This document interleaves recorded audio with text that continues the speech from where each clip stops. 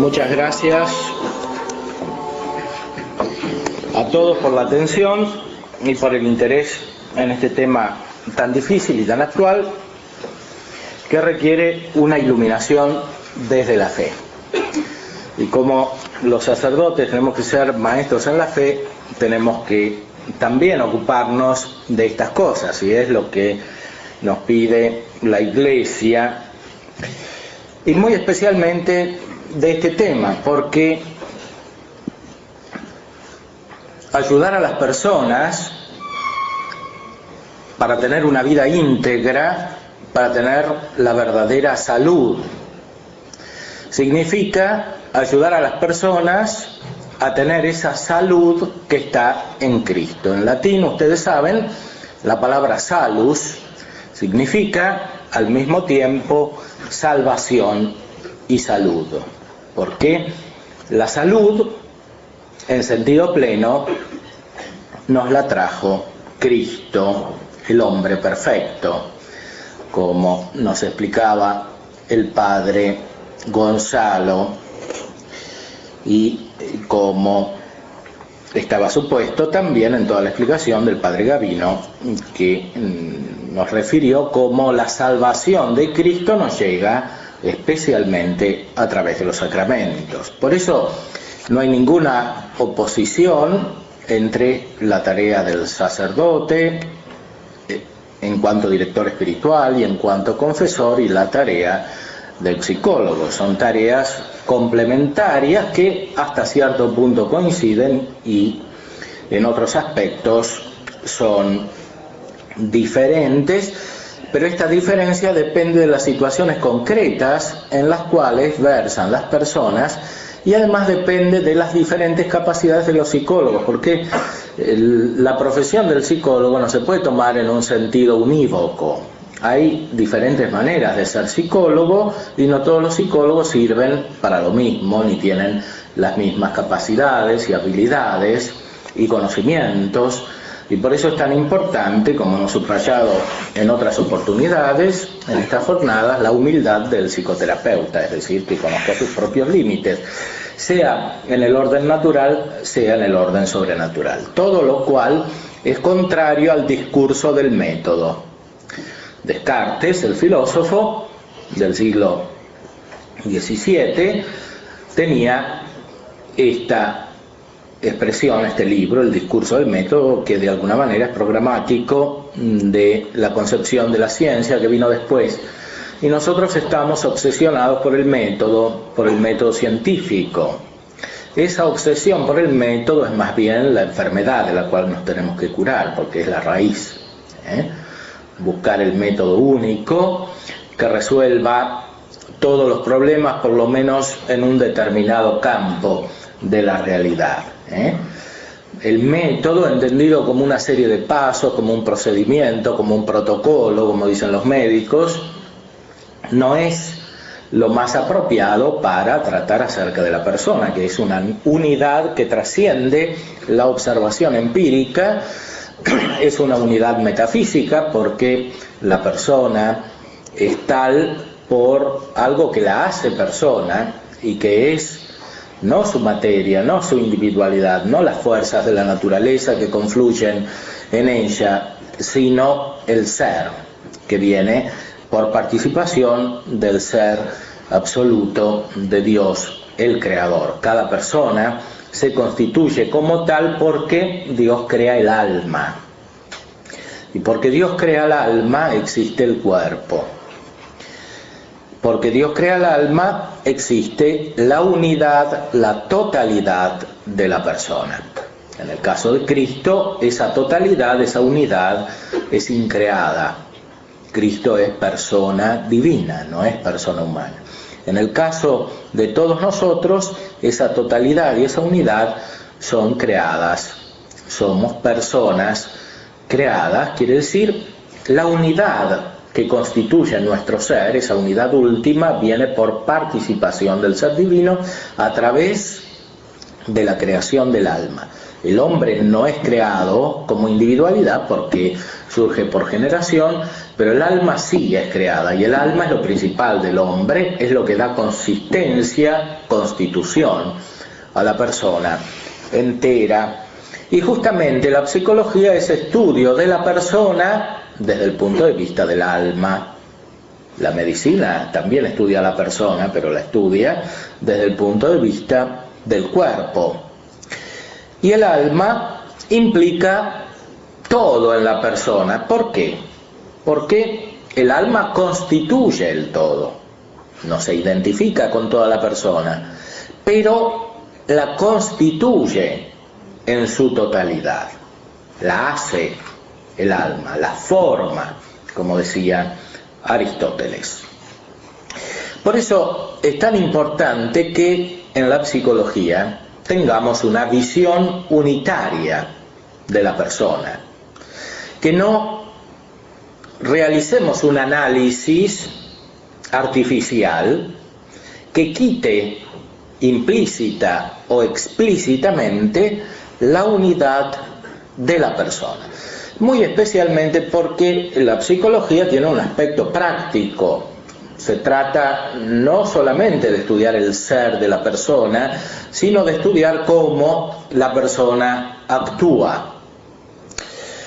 En general, las diferentes corrientes de psicología no se ponen de acuerdo acerca de qué significa estudiar la conducta, porque no saben bien qué es la conducta, y no la saben porque muchas corrientes de psicología no saben si hay alma, si esta alma es espiritual, si es distinta del cuerpo, si el alma informa el cuerpo, si el alma surge del cuerpo.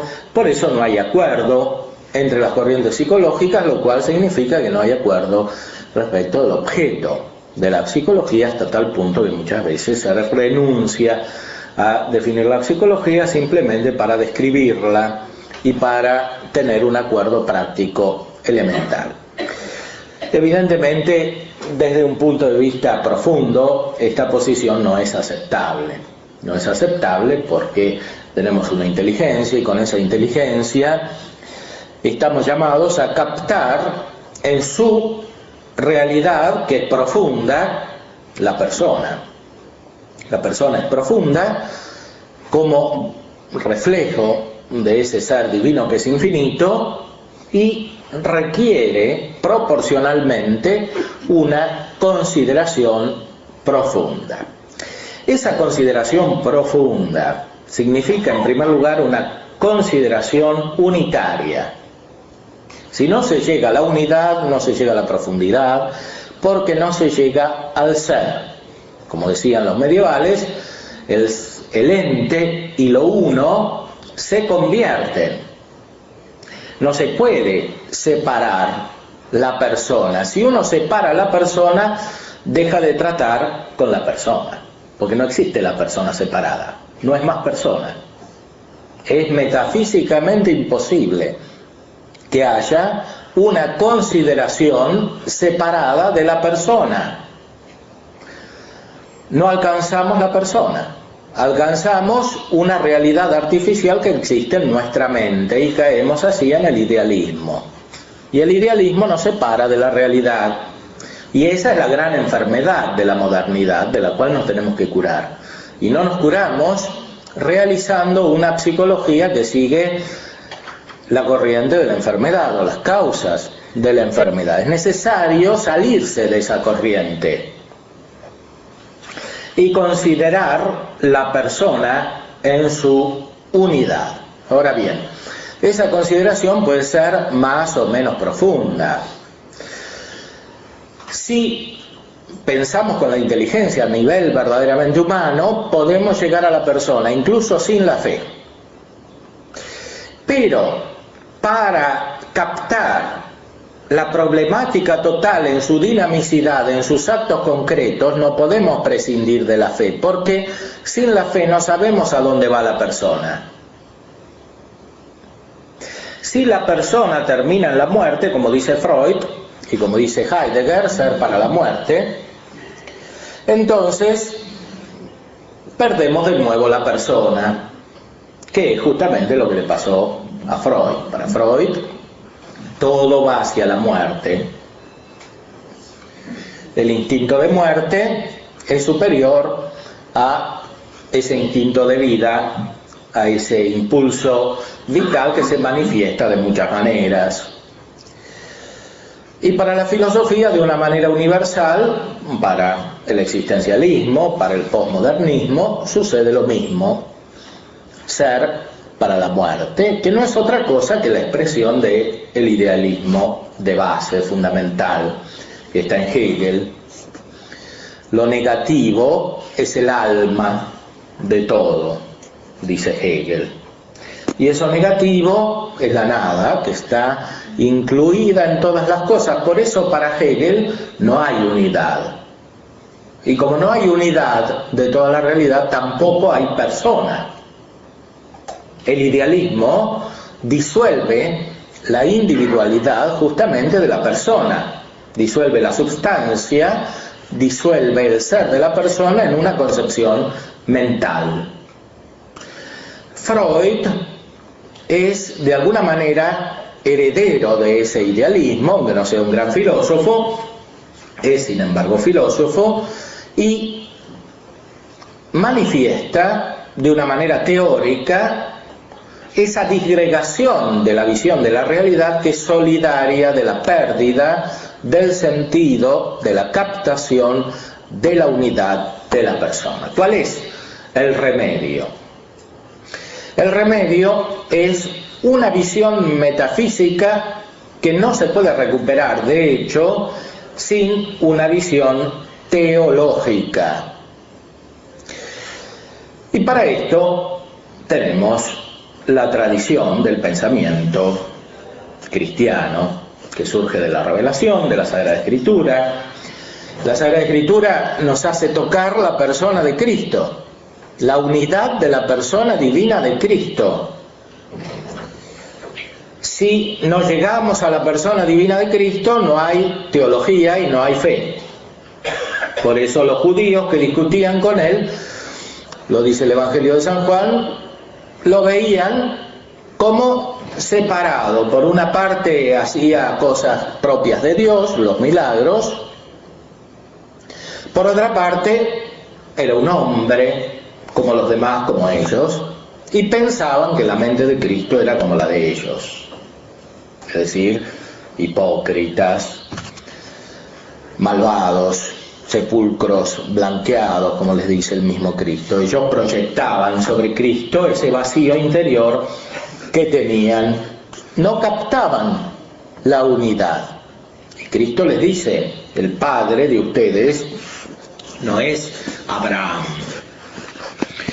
porque Abraham tenía fe. El padre de ustedes es el demonio. Está en el Evangelio de San Juan, capítulo 8, etc. ¿Por qué? Porque tenían ese pensamiento vacío, que es un pensamiento vaciado. Un pensamiento vaciado por esa negatividad de fondo. Lo negativo es el motor de la dialéctica, dice Hegel. Y la dialéctica es todo. Es lo que reemplaza la unidad divina. Es una especie de fuerza negativa que va carcomiendo todo. Desde la realidad de Dios hasta la realidad del alma, hasta la realidad del mundo y de las mismas cosas materiales. Todo se reconstituye desde la negatividad. Eso que hace Hegel de una manera universal lo hace Freud de una manera particular, aunque después también él la proyecta a lo universal. Todo el mundo, ¿qué es? Es la confluencia de unas fuerzas negativas que no se sabe de dónde vienen y que a través de la evolución confluyen en el conflicto constitutivo de la realidad humana, que es el que existe entre la racionalidad y la instintividad, entre el yo, el superyo y el ello, que está por otro lado, que chocan entre sí y que de muchas maneras constituyen la realidad de la persona, que no es tal sino en cuanto está insertada en algo más amplio, que es la sociedad, que funciona de la misma manera. Y todo eso no se sabe de dónde viene, ni se sabe a dónde va. porque para Freud no hay perfección, ¿eh? No se puede decir que hay perfección en ese opúsculo que tiene sobre más allá del principio del placer. La meta de toda vida es la muerte, todo sale de lo inorgánico, todo vuelve a lo inorgánico. Y esa es la función de la psicología, explicar cómo se inserta el individuo en ese proceso que está marcado por lo negativo. Y el individuo, cuando es supuestamente sano, que nunca lo es del todo para él, cuando asume lo negativo. Es decir, cuando esa negatividad universal la asume particularmente. Eso es el resumen del psicoanálisis. Ahora bien, como el individuo siempre tiene esa lucha, que es constitutiva, entonces siempre tiene algo de neurosis, y cuanto más neurosis tiene, más inteligente es el individuo, según Freud, porque es más racional, porque tiene más conciencia de la lucha, porque tiene más conciencia de la negatividad, porque tiene más conciencia de la nada, porque tiene más conciencia del vacío, es más sofisticado, es un producto superior de la cultura de esta manera. Y por eso cuentan los primeros discípulos de Freud que para ser psicoanalizado había que ser una persona normal.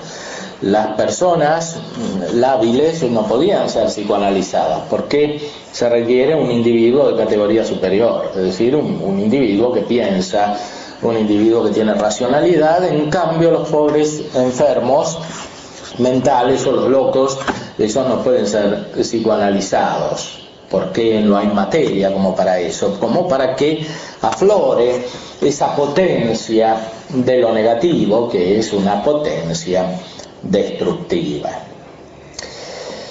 ¿Cuál es la respuesta cristiana a esto? Hay muchas respuestas cristianas, porque el pensamiento cristiano tiene esa riqueza que viene de la unidad divina que abarca toda la realidad, y por eso nunca termina de manifestarse. Está en las Sagradas Escrituras, que tiene muchos sentidos, porque el autor principal de la Sagrada Escritura es Dios, el Espíritu Santo, y por eso con algunas palabras manifiesta muchas realidades, y con esas realidades manifiesta un sentido infinito que no se acaba nunca. Pero la tradición cristiana también actúa de una manera semejante, refleja la infinitud de la realidad de Dios. Y por eso a lo largo de la historia del cristianismo hay muchas manifestaciones de la verdad de Dios y de la verdad acerca del hombre. Esas manifestaciones las encontramos en ciertos autores de una manera especial, y aquí voy a centrarme sobre Santo Tomás de Aquino. ¿Por qué?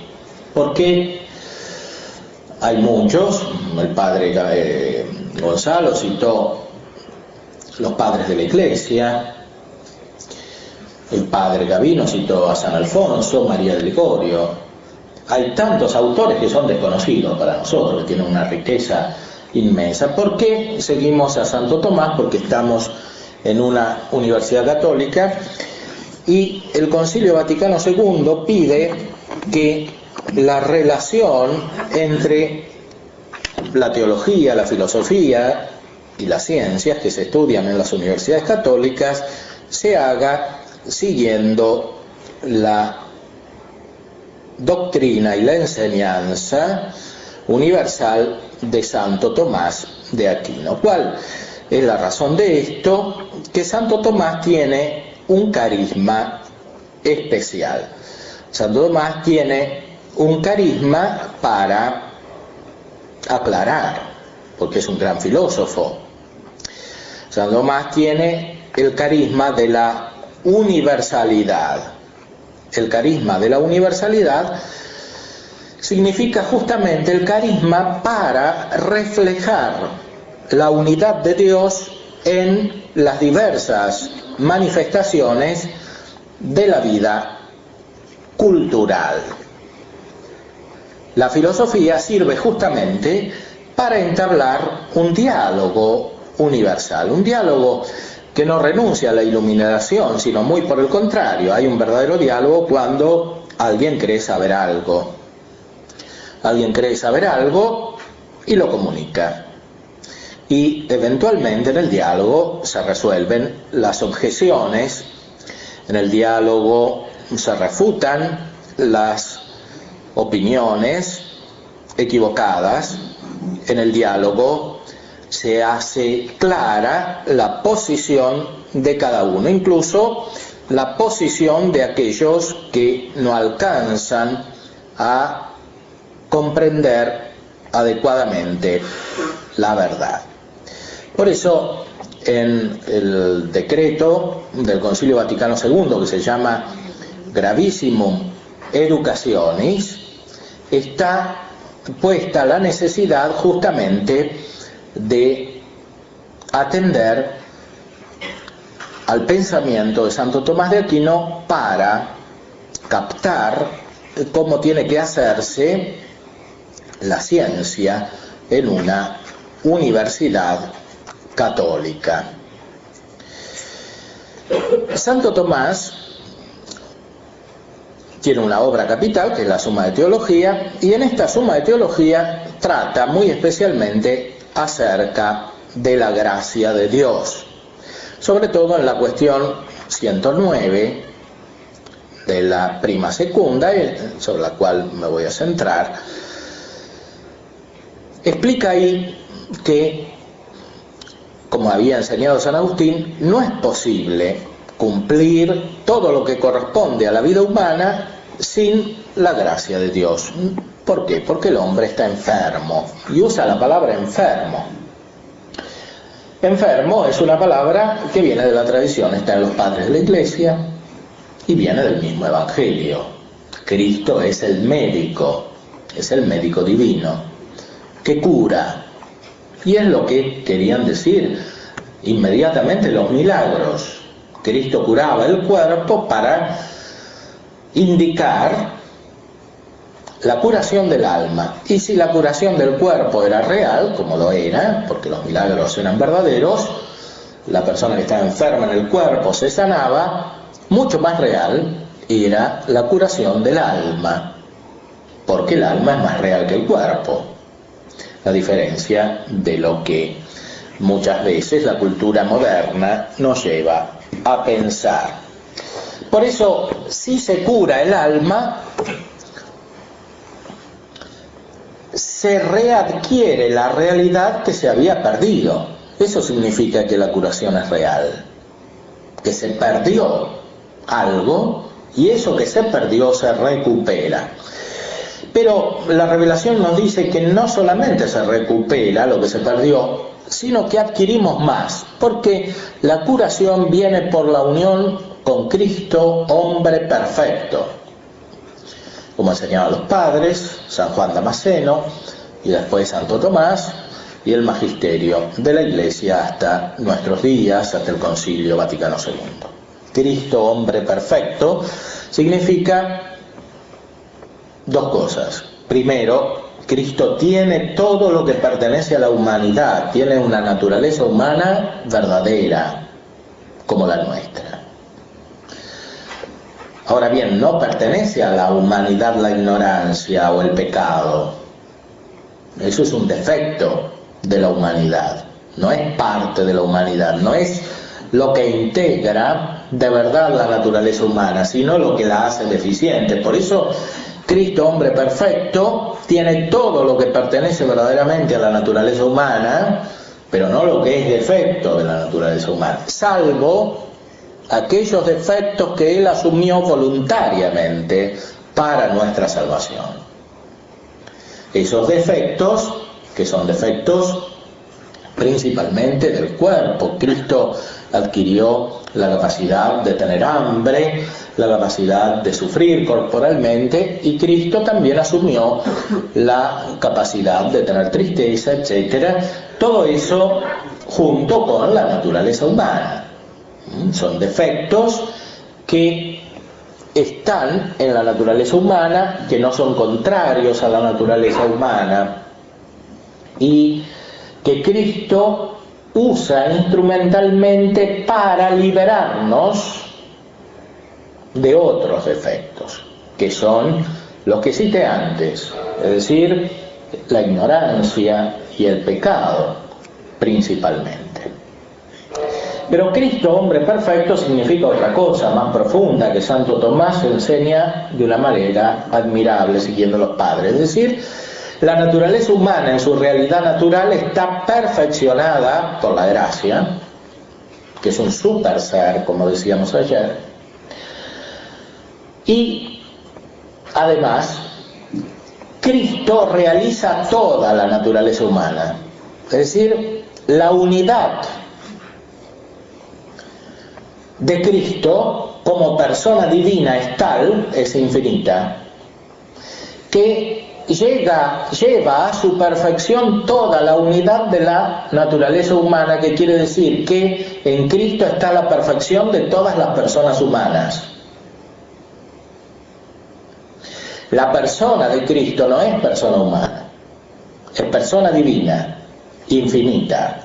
Por eso en Él, en la unidad que es la persona, puede estar la perfección no sólo de toda la naturaleza humana, considerada en su comunidad y universalidad, sino la perfección de cada individuo particular. Porque la perfección de cada uno es la participación del ser de Cristo. La perfección de cada uno por la creación es la recepción del ser que constituye la persona de Cristo. Pero más todavía, la perfección de cada uno es la recepción de ese ser que en la naturaleza humana de Cristo está elevado por la gracia. La gracia es unión. La gracia es el primer reflejo de la unidad. Cristo persona, Cristo uno, Cristo unidad infinita. Cristo da la gracia que es unidad y en nosotros unión. Unión porque nuestro ser es complejo, es compuesto. Gracia es unión. Por eso la persona que recibe la gracia se unifica, se armoniza, pierde la disgregación, es decir, supera de verdad el conflicto, ese del cual hablaba Freud, no porque lo asume racionalmente y lo hace ser de una manera superior y más sofisticada o sublimada, sino porque no está más el conflicto. Porque la división, el choque, la confusión, la lucha, de verdad desaparecen en una unidad superior. Esa unidad la llamamos gracia. Y gracia quiere decir ahí realidad, quiere decir ser, quiere decir una nueva participación del ser divino, quiere decir una nueva creación.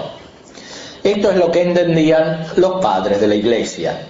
Lamentablemente no es lo que siempre entendemos en nuestra situación filosófica, teológica, cultural, contemporánea, y menos lo que entienden los psicólogos. Muchas veces, hay algunos que lo entienden, pero son pocos. ¿Por qué sucede esto? Sucede por muchas razones que son muy complejas, que son razones espirituales y que son razones culturales. Voy a hacer referencia a dos estudiosos diferentes de la psicología. Uno es Viktor Frankl, que es de origen judío, Viktor Frankl tuvo un maestro que era católico, que se llamaba Rudolf Allers, que es el mayor psicólogo católico, que tiene una concepción que se puede recomendar en su totalidad. Murió hacia 1963 y dejó varias obras importantes, una de las cuales se denomina Naturaleza y Educación del Carácter.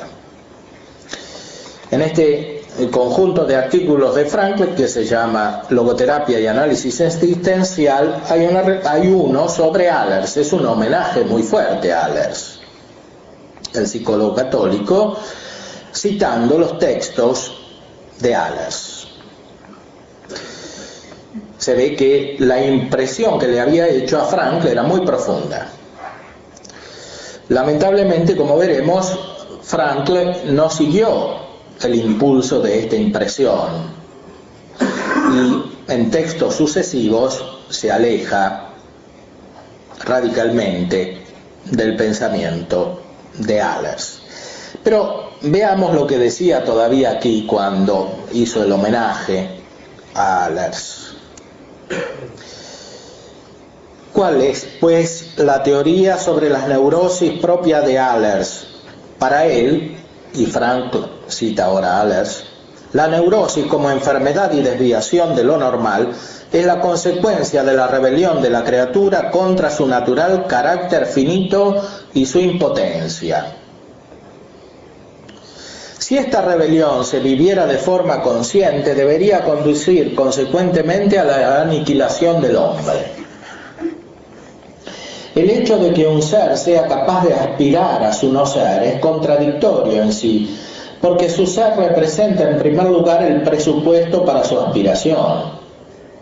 En este aspecto, la paradoja, la antinomia del ser humano se pone de manifiesto con toda su terrible tensión. Es decir, Allers explica que la enfermedad es tensión,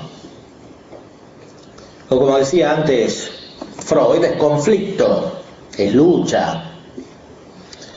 Está en tensión aquello que está sometido a fuerzas opuestas. La salud es unidad, es superación de la tensión. Y esa unidad viene por la gracia. Y Frankl entendió que venía por la gracia, como veremos enseguida.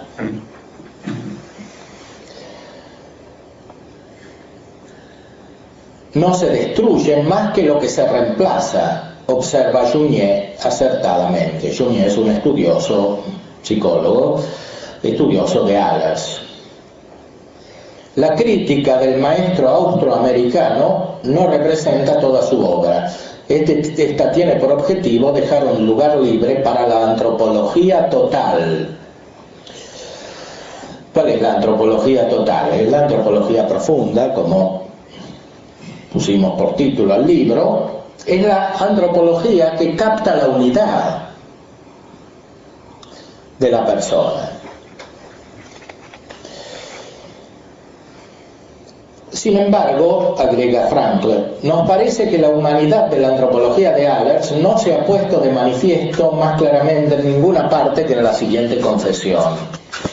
Todavía no he visto ningún caso de neurosis en el que no se hubiera revelado como último problema y como último conflicto una cuestión metafísica, si así se quiere llamar, irresuelta. La cuestión por la postura del hombre en general, siendo indiferente que se trate de una persona religiosa o no religiosa, católica o no católica. Tal vez esté relacionado con esto el interés filosófico que se ha observado a menudo en estas personas neuróticas. Esto lo observaron muchos, hasta Freud. Para Freud todos los filósofos son neuróticos y el neurótico que llamamos tal es una especie de filósofo particular. Adler decía lo mismo de otra manera y mejor que Freud. Es falso que se quiera ver, como sucede bastantes veces, en esta problemática metafísica, de nuevo, un enmascaramiento de otras cuestiones o la expresión de ciertas actitudes. No se esconde nada más detrás ni condiciones instintivas, ni voluntad y poder, sino que es realmente la última y más importante cuestión que preocupa e inquieta a estas personas y a la que no se atreven a dar una respuesta. Es más, ni siquiera osan planteársela bien. De este modo comprenderemos también que una dirección psíquica comprensiva, cariñosa, indulgente, paciente y puramente religiosa, en muchos casos es capaz de conseguir la corrección de la neurosis, al mismo tiempo que la corrección del comportamiento religioso, porque una influencia semejante ataca de hecho a lo más céntrico del problema. Esto es un texto de Allers citado por Frankl. El centro del problema es metafísico. Ahora bien, esa centralidad metafísica no se puede atacar, dice, sino desde lo religioso, que es más profundo que lo metafísico. Ahora bien, si no se llega al nivel metafísico, no se llega a la persona. Y es verdad que las personas tienen problemas metafísicos. Y el problema metafísico principal que tienen las personas es que no tienen metafísica. Es decir, que falta esa dimensión que corona todo. Muchas veces no se atiende a esto. La gran mayoría de los problemas psíquicos tienen una componente radical de ignorancia. El hombre está hecho para usar la inteligencia. Si el hombre no usa la inteligencia, está enfermo. Porque el hombre está hecho para buscar la verdad. Es imposible buscar la curación fuera de la búsqueda inteligente de la verdad. No puede existir. Es el círculo cuadrado. El hombre se define por la inteligencia. Y la inteligencia es, en primer lugar, captación del ser. La inteligencia es captación de la realidad. La inteligencia es captación de las personas, que no se captan como tales, sino con la inteligencia. Y que no se captan como tales si no se llega a esa unidad, que no es empírica. Si uno quiere estudiar el comportamiento, supuestamente de manera psicológica, y deja de lado lo que no se puede observar, no llega nunca a la persona. Y la psicología que se hace es falsa, porque no puede existir la psicología que no es de la persona, salvo que se hable de la psicología animal, la psicología de los perros, la que hizo Pavlov y otros que estudiaron, o Keller, el de los chimpancés, el de la banana, es decir, la psicología, cuando es digna de su nombre, alcanza a la persona, y la persona no se puede captar sin alcanzar el ser, que quiere decir sin captar la unidad.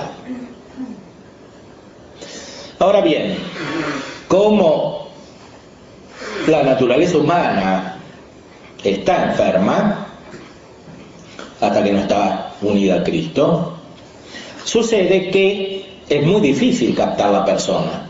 En primer lugar, porque las personas no se captan a sí mismas como personas. Las personas viven en una exterioridad apersonal, que es lo que expresa el modernismo, para el posmodernismo. Para el posmodernismo no hay sujeto, no hay hombre. El hombre es algo que inventaron hace poco, es una definición, dice Foucault, etcétera, pero propiamente hablando no hay hombre, porque todo es fruto de una evolución, es fruto de una lucha de fuerzas. El sujeto es sujeto en tales circunstancias, de otra manera no es sujeto por la historia de su papá, de su mamá, de sus amigos, de lo que le pasó cuando era chico, de lo que le pasa ahora, pero no hay una unidad. Y si no hay unidad, no hay persona. Y si no hay persona, no hay nada que hacer con la psicología, no hay psicología. Continúa Frankl. Por consiguiente, Allers no cree, como actualmente lo hacen muchos, que sea suficiente arreglar lo psíquico, ya que después lo espiritual se encarrilaría por sí mismo. Según nuestra opinión, esto se basa en una mala interpretación de la tesis gratia supponit naturam. La gracia supone la naturaleza. Mientras que esta tesis se interpreta como si el efecto de la gracia fuera dependiente y estuviese supeditada a la naturaleza, o dicho brevemente, como si la vida espiritual no fuese más que una función de lo psíquico corporal. Esta opinión errónea, dice Frankl, está a la base de la confusión de condición y de causa. Si continuamos considerando junto a psicólogos americanos y europeos la vida espiritual del hombre hasta en sus decisiones de fe como mero resultante de diversos componentes, trátese de una imago del Padre o de lo que sea, entonces privamos a la fe del hombre de su carácter de decisión y nos damos a la ilusión de que la religión se puede determinar y manipular. De semejante pseudo-religión sería realmente válido lo que Sigmund Freud sostenía de la religión. Sería realmente una ilusión. Freud tiene un libro cuyo título es ese, El porvenir de una ilusión. Entonces, dice Frankl, ¿de dónde viene esto? Viene del hecho de separar indebidamente. ¿Y separar qué quiere decir? Separar la gracia de la naturaleza. Y quiere decir separar en la naturaleza el espíritu del cuerpo. Quiere decir separar la persona. Hacer una dicotomía artificial, con lo cual se pierde la persona, no hay más persona. Frankl entendió bien, se ve que la gracia en ese momento lo iluminaba, porque entendió lo que hace la gracia. Es decir, no es que primero hay que arreglar la naturaleza, lo dice nada menos que Frankl, para que después venga la gracia. Tiene que venir primero la gracia para que la naturaleza se reconstituya. Tiene que estar armonizada la dimensión metafísica y en primer lugar presente para que después la persona como unidad psíquica se reconstituya. Como les dije, lamentablemente Frankl, y se ve pocas páginas después, en una conferencia que dio 20 años después, perdió esta perspectiva y cayó en una especie de mezcla irénica de las religiones que excluye la católica. Por eso Frankl no se lo puede seguir en todo, aunque sirve para algunas personas al principio en una situación elemental para que adquieran su visión metafísica. Cuando se trata de lo más profundo, que es lo que justamente aquí indica la gracia, muchas veces es factor de confusión, porque siguió más que Allers a Heidegger, que cita también aquí, y que después adquiere la preponderancia, y Heidegger, aunque habla de metafísica, disuelve la metafísica, como sabemos. El otro autor del cual voy a hablar aquí, a propósito de la gracia y la psicología, es un autor que tiene mucha importancia, especialmente en la Argentina, pero también en todo el mundo, incluso en Europa. Hay una conferencia que dictó aquí en 1936 en la Facultad de Filosofía y Letras de la Universidad de Buenos Aires. Este autor es Jacques Maritain. Esta conferencia se titula Freudismo y psicoanálisis. Y cito a Maritain porque Maritain es un autor muy conocido aquí, que tuvo mucha influencia y que probablemente está en la base del interés que han tenido tantos católicos por estudiar a Freud en la Argentina. Y las consecuencias de ese interés las sufrimos hasta nuestros días. Dice Maritain en la Universidad de Buenos Aires: es necesario echar mano de una división tripartita. Tengan presente lo que dijimos acerca de la consideración unitaria, que es propia de la metafísica, que es propia de la teología y de la captación de la persona. Dice Maritain, es necesario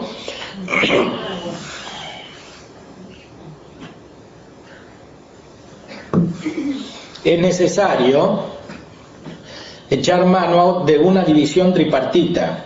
Distinguiremos el método psicoanalítico,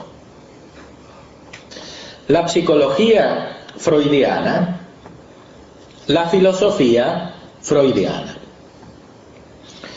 Y enseguida diré que respecto al primer plano, método psicoanalítico, Freud, a mi parecer, se revela como un investigador genial.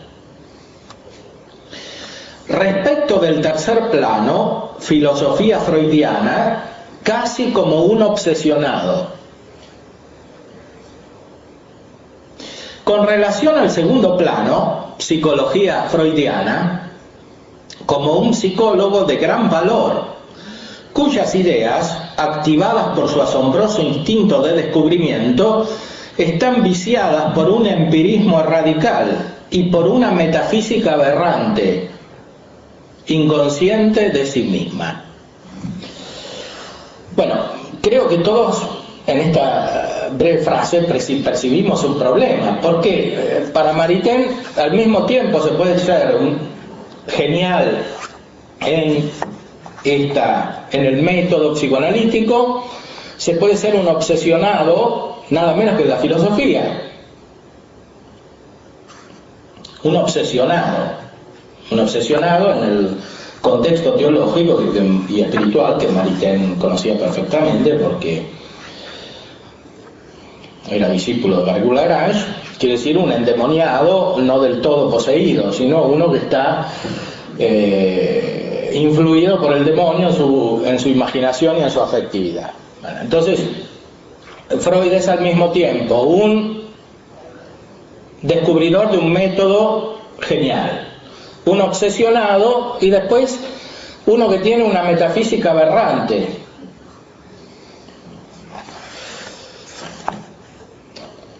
Pareciera que hay algún problema de observación y de consideración científica. El problema es justamente que es la persona. Y ustedes saben que Maritain fue discutido justamente por este problema, que es la persona, porque así como dividió en tres lo que dijo Freud, dividió el individuo de la persona. Entonces, por un lado está el individuo que vive en esta sociedad y que tiene que estar en la democracia y en la vida así como es aquí. Y por otro lado está la persona que está en otro orden espiritual que se relaciona con Dios. Individuo y persona. Es evidente que si nosotros creemos en Cristo, persona divina, que es la unidad perfecta, no podemos dividir de esta manera el individuo de la persona. Si no lo sabemos por motivos filosóficos, que lo deberíamos saber, tendríamos que saberlo por lo menos por motivos teológicos, porque es claro que la sanación de la persona es justamente recuperar su unidad en unión con esa unidad infinita que es la de la persona divina de Cristo. Eso es ser sano, eso es tener la gracia, es tener unión. Es decir, como dice Santo Tomás, en la suma es recibir la participación de la gracia de unión que constituye la humanidad del Verbo encarnado, de la única persona divina del Verbo. Y más adelante, en esta conferencia dada en Buenos Aires, Maritain nos dice: la función de ese dinamismo se manifiesta mejor en la teoría freudiana de la neurosis. Debe reconocerse, a mi modo de ver, que existen neurosis de origen psicodinámico y que la explicación propuesta por Freud sobre ellas está bien fundamentada. En una discusión muy minuciosa, Roland Albier ha demostrado que los célebres estudios de Pavlov sobre los reflejos condicionados conceden a Freud con relación a este punto la más notable confirmación. Para Freud, las psiconeurosis se deben a un conflicto interior. Un impulso instintivo ha sido repelido al inconsciente, reprimido victoriosamente durante un tiempo más o menos largo. Después el equilibrio se ha roto, la represión ha fracasado y lo reprimido ha regresado bajo la forma de síntomas neuropáticos. Ahora bien, Pavlov ha obtenido en el perro neurosis experimentales al determinar en él choques de instintos, siguiendo un esquema capaz de ser exactamente superpuesto al de Freud. He aquí un ejemplo de esas experiencias de Pavlov. Se presenta comida a un perro al mismo tiempo que se coloca un punto de su piel en contacto con una corriente eléctrica. Por sí sola, la corriente eléctrica produciría una reacción de huida y de defensa. Asociada a la presentación de la comida, la corriente eléctrica acaba por perder el poder de suscitar la reacción de defensa y por adquirir el de provocar la salivación. Se puede decir que hay inhibición del instinto de defensa por un reflejo condicional que está ligado al instinto de nutrición. Pero el equilibrio así logrado es inestable. Si se modifica el punto de aplicación de la corriente eléctrica, se destruye el equilibrio. La corriente deja de provocar la salivación y desencadena violentas manifestaciones en defensa. El perro se vuelve extremadamente excitable e inquieto, como jamás lo había sido hasta el presente. En el lenguaje de Freud se diría que ha regresado lo reprimido, el instinto de defensa, como consecuencia de una represión fallida. Este es el resultado de dividir la persona. Para explicar la neurosis hay que ver cómo actúan los perros. Esto es Maritain. Es decir, el mérito de Freud es que la teoría psicológica de Freud coincide con la de Pavlov, que estudió a los perros.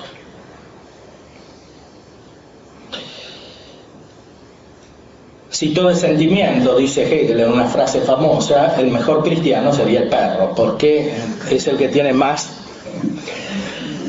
sentimiento de dependencia. Lo dice contra Schleiermacher y contra los protestantes liberales que hablan de la religiosidad como sentimiento. Cuando se divide la persona, se cae en estos problemas. Lucha de conflictos. ¿Dónde está más clara la lucha de los conflictos? Está más clara en los animales, porque los animales no tienen toda esta superestructura, como dirían los marxistas, que tenemos nosotros en nuestra mente. En los animales está el puro juego de la instintividad. Por eso es muy extraño que para Maritain Freud pueda ser tan genial en la observación y sobre todo en la curación de la neurosis, porque pareciera que el hombre tiene conflictos que están al nivel de lo puramente animal, y que la persona está por otro lado, que la persona está en una especie de inconsciente espiritual que no coincide con la realidad. Esta persona, que es como un perro, está insertada en la vida social y tiene que ser regulada según las leyes que descubrió genialmente Freud. Y por otro lado, puede estudiar filosofía atomista, como estudiaba Maritain, y puede ir a misa. Él tenía una capilla en su casa, invitaba a la gente a misa, etc. Entonces, de esa manera, ¿qué se produce? Y Maritain no lo vio, pero se produce lo que estamos sufriendo nosotros aquí en Buenos Aires, después que él dio su conferencia, es decir, 70 años después. Estamos viendo lo que eso significa, no simplemente por lo que dijo Maritain, por supuesto, hay muchos otros factores que intervienen. Pero para explicar que no se puede perder la unidad.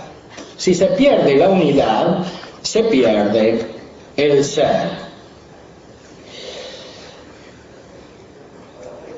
Esa búsqueda obsesiva del método conduce a una división del hombre, que es lo más contrario que puede existir a la verdadera psicología.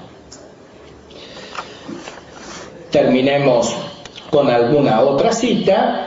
Es claro que en el fondo de lo que dice Maritain se esconde una gran admiración, porque pareciera que Freud nos liberó de la máscara. Después de Freud, una determinada forma de fariseísmo se ha vuelto imposible. El hombre, para reencontrar su unidad, deberá hallar una nueva frescura y una nueva conciencia de sí. Y más adelante,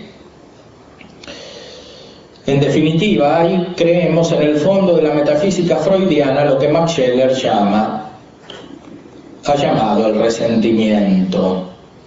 Resentimiento, el mismo Freud lo ha explicado, de un alma ofendida y humillada desde la infancia. Resentimiento, al parecer, contra la misma naturaleza humana.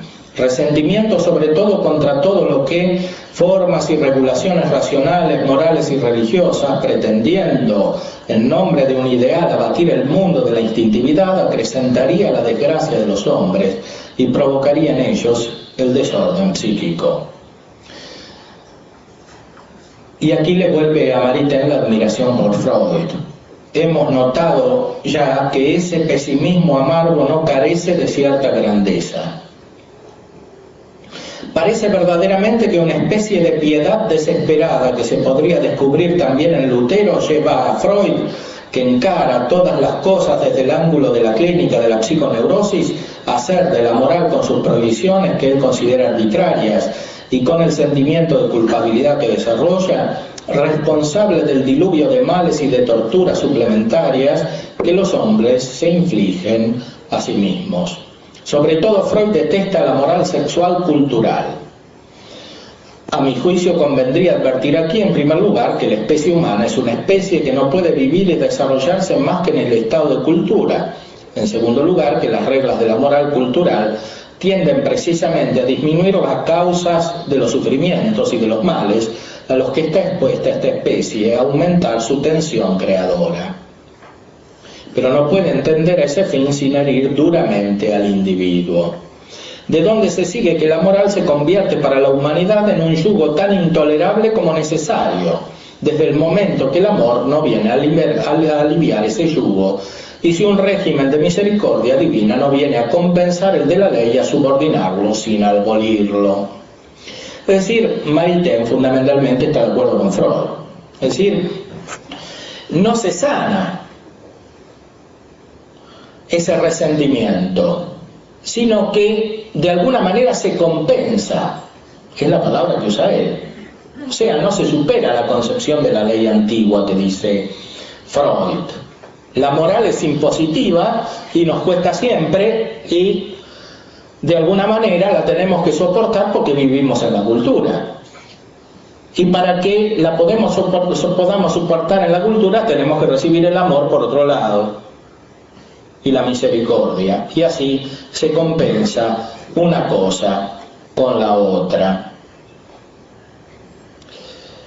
No es el momento de entablar la discusión de este tema, solamente quiero advertir para concluir que encontramos en Freud un ejemplo eminente de esa ley estadística, que los grandes descubrimientos, a causa de la desgraciada condición del hombre y de su debilidad para alcanzar la verdad, parecen tener necesidad, sobre todo cuando llevan al mundo de los sentidos, de violentos estímulos afectivos, los cuales, a pesar de excitar y guiar la investigación, inclinan por otra parte la inteligencia al error. Pero en definitiva el error habrá servido así a la verdad a pesar suyo, y gracias a los procesos de purificación y de reintegración, a los cuales como consecuencia estará obligada la razón, es todavía la verdad quien pronunciará la última palabra. Esto no es así. El descubrimiento de la verdad no necesita estímulos fuertes. La verdad es luminosa, es clara por sí misma. La verdad es dulce. La verdad produce una experiencia gozosa, deleitable, como decía Aristóteles. Por eso, la medida de los actos humanos, ¿cuál es? Es el hombre perfecto, el hombre que goza, el deleite, dice Aristóteles y Santo Tomás. Es la regla de los actos humanos. Pero, ¿qué deleite? Ese es el problema. Fuera de la experiencia de la gracia divina, de la cual nada saben sino los que la poseen, como decía San Gregorio Magno, como decían los místicos medievales, como decía Santo Tomás, fuera de la experiencia de esa gracia divina, no se puede tener este deleite. Para nosotros, ese deleite espiritual, ese gozo, que es la regla, se alcanza por la unión a la mente de Cristo. Se alcanza como recibiendo el gozo que está en la mente de Cristo y que unifica nuestra personalidad, así como la personalidad de Cristo está unificada, más aún es la unidad divina perfectísima del Verbo eterno de Dios. Y con esto los dejo para que puedan hacer algunas preguntas.